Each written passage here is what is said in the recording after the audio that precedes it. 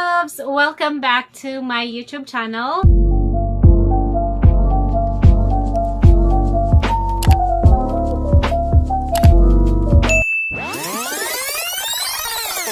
It's me, Annie, and I'm so excited to share this new video sa inyo.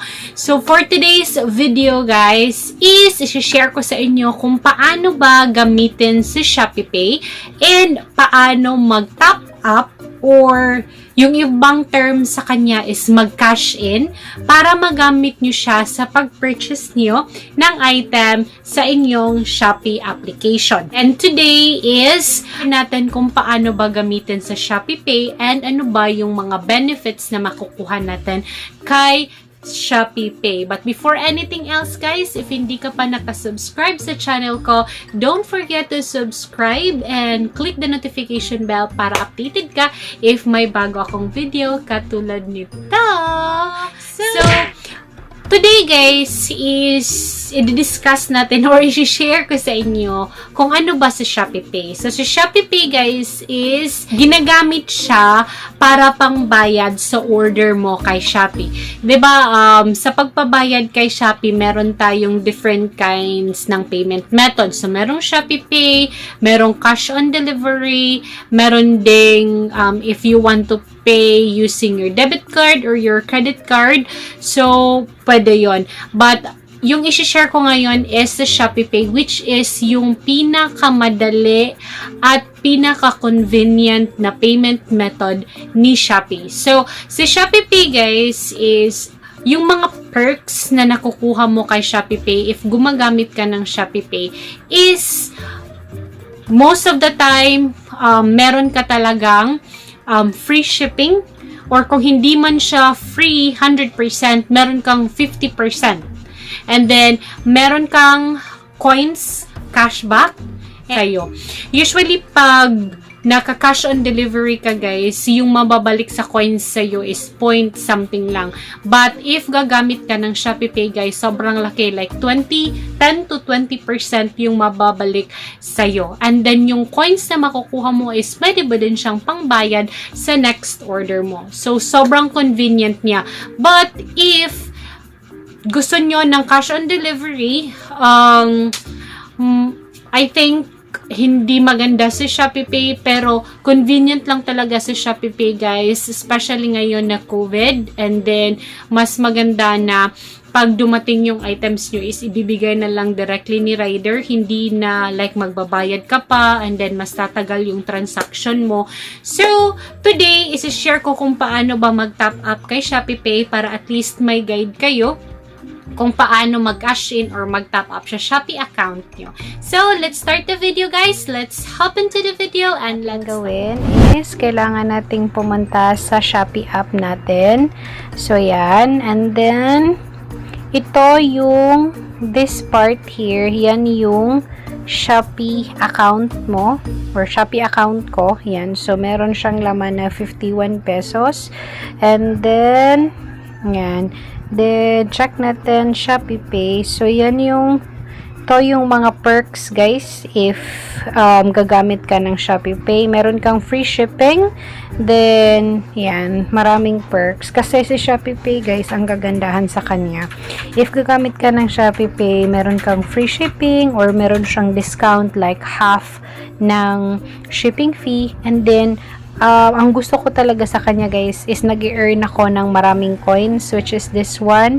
Meron kang coins reward. Pag gagamit ka ng Shopeepay, guys, aside sa cashback, meron kang makukuha na coins, which is magagamit mo siya if magpe-place ka ng order. Kasi pwede siyang pambayad sa order mo. So, that is why I highly suggest Shopeepay. So, ngayon is ituturo ko sa inyo kung paano ba mag-top up kay Shopeepay. So, ito, kailangan mo lang i-click itong top up. So, yan, may mga amounts na or mga value dyan na naka-indicate 300, 500, 750, 1,000, 1,500. Depende na lang sa inyo, guys. But, if gusto nyo lang ng smaller amount, pwede namang i-input mo na lang individually yung amount. So, yan. Pwede siya like 50 pesos. Yung minimum natin na top up guys is 50 pesos. Sa payment method guys, isasuggest nila or kailangan talaga 50 pesos up. So, yan. So, mag-top up tayo guys.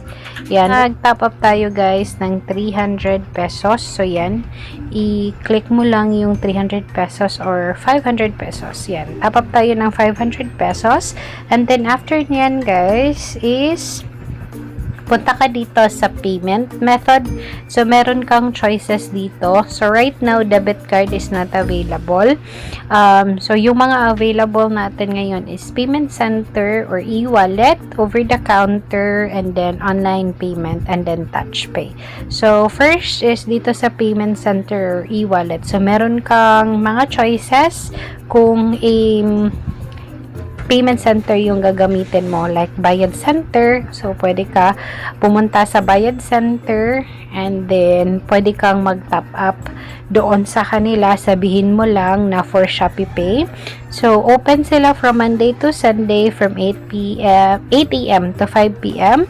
So, yung amount will reflect real time. So, once i-process na nila doon sa bayad center, and then, ma-load na nila sa Shopeepay mo, is magre-reflect siya real time. So, 7-Eleven, 24 hours is 7-Eleven. 7-Eleven click. If may click ka na app, I highly suggest, mas madali lang. And then, pwede din si annilucero. So, Monday to Sunday, 8 a.m. to 5 p.m. with applicable charges, minimum of 180 pesos. On top up of Shopee payment amount will reflect within 24 hours after payment. So, magdidepende kasi siya guys. Merong within 24 hours, within 2 to 3 days, depende siya. So, GCash, which is ito usually yung ginagamit ko. So, meron lang siyang 50 pesos na minimum na top up. Accessible siya with 24 hours and then real time din. And then, for SM bills payment, after 24 hours. So, depende na lang sa inyo guys kung ano yung mga merong or kung ano yung mga payment method na gusto nyo and available din na may balance. So, pili na lang kayo dito. Yan yung mga choices. And then, next is over-the-counter. So, for over-the-counter guys, usually sa over-the-counter is mga banks. So, yan. But, hindi ko usually ginagamit yung bank kasi meron siyang mga fees like sa BDO meron siyang 25 pesos na additional fee. For S2S, I think wala. Yan, wala. But magre-reflect siya within 24 hours. For Metro Bank, 50. China Bank, 50. Si BPI, sobrang laki ng additional charge niya, which is 100. Then, meron si PNB, RCBC, Banco de Oro, ATM, then Union Bank, AUB, Robinsons, Land Bank, Security Bank, UCPB. So, yan yung mga banks na tinatanggap ni Shopeepay na pwede kang mag-top up. And then, online payment, which is BPI Express Online. So, mobile transfer.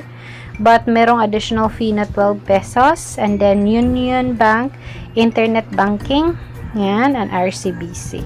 So, yan yung mga payment method guys na pwede nyong pagpilian. So, depende na lang sa inyo kung ano yung may available ka na money. So, ngayon guys is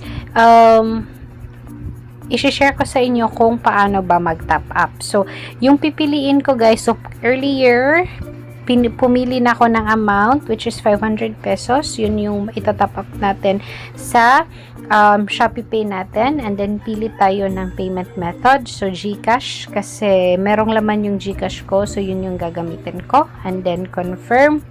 So, yan na. Then, pay now. Yan. After nyan, amount will reflect real time. Yung total amount is 50 pesos. So, 500 pesos. And then, click na lang natin tong pay. Yan. Then, wait lang tayo konti, guys, kasi naglo-load pa siya. And then, i-access niya yung GCash na account mo. And then, mag-a-ask siya ng mobile number mo. Kung ano yung mobile number mo sa GCash, yan yung ilalagay mo. And then, next, meron silang isisend nyo na OTP. So, yan lang yung itatype natin. Just make sure na yung OTP is tama.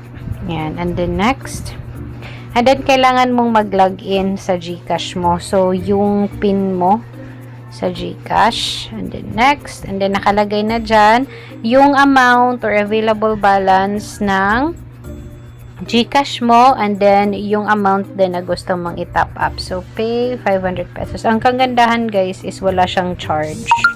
So, yan. Makakatanggap ka na ng message coming from GCash, which is your payment of 500 peso to Shopeepay was successfully processed. Pero yung date, and then, so yan na guys. So, successful na yung pag-top up natin. So, yung amount is 500. Then, wala siyang admin fee. So, yan yung nakagandahan guys, kasi wala siyang additional fee. And then, yung payment method, transaction ID, reference number, and then the date. Then, press OK. So, after nyan, balik na tayo. So, yan na guys. Meron na akong 551 pesos na top up sa Shopeepay account ko. So, this 551 pesos guys is pwede ko na siyang magamit if magpi-place ako ng order. So, yun na guys. Ganyan lang kadali mag-top up or mag-cash in sa Shopeepay account nyo. I hope na makatulong tong video na to. If you have questions, comment down below or you can message me sa any social media accounts ko, which is, yan, social media accounts ko. Pwede nyo akong i-message. Don't worry guys, nagbabasa ako ng comment and re-replyan ko kayo lahat. So, all for today guys. I hope na nakatulong tong video na to. Don't forget to subscribe to my channel and click the notification bell para updated ka if may bago akong videos. So, bye guys! See you next vlog!